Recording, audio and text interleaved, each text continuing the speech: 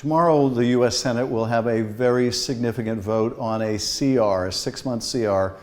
That is a 6-month continuing resolution. I will be a hard no. I hope this CR is defeated. I fear that it may not be. And I want to tell you why I'm voting no and why this needs to be defeated. First of all, this is not a bill that would simply continue the funding levels of the government for the next half a year. This is a power giveaway to an executive already drunk with power. This would embolden the president to continue tearing down government services, closing Social Security offices, illegally withholding funds, illegally seizing more and more authority from the U.S. Congress. But worst of all, in my view, is we would be giving it to him. It is one thing for those who aspire to dictatorship to take power.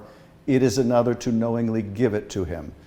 I will not do that. One thing is certain, if we pass this continuing resolution for the next half year, we will own what the president does. I am not willing to take ownership of that. I'm not willing to continue to see Donald Trump, Elon Musk, and their minions continue to arrogate to themselves the power to fire anyone in the federal government they want, the power to fund or defund anything in the federal government, the power to lay off veterans, to close Social Security offices, to cut health care, to cut Medicaid, to go after Social Security. I am not going to take any vote to empower them to do that for 1 day, 1 month, 1 year. I'm just not going to do it. Now, many argue that, well, wouldn't a shutdown of the government be worse? If the government shuts down, let's be clear, they control everything.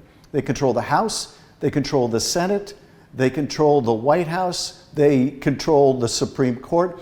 If they shut down the government, it is on them. That is their decision. If we give them power for the next 6 months to do whatever they choose, that is our decision. I am not going to make that decision. Now, I don't know what happens if they shut down the government. And some argue, and I understand their concern, well, wouldn't they have more power to do more wreckage, more damage if the government shuts down? The answer is we simply don't know. They're violating the law now. They may violate the law then. But I would trade the uncertainty of knowing what they would do if they shut down the government for the certainty that we have of knowing what they will do if we give them more power over the next 6 months. So for me, personally, this is not a hard decision. I am a hard no. I am desperately worried about the direction of this country. We are seeing an executive run away with authority he does not have, merely because he claims to have it, merely because our courts have often acted too slowly to stop him.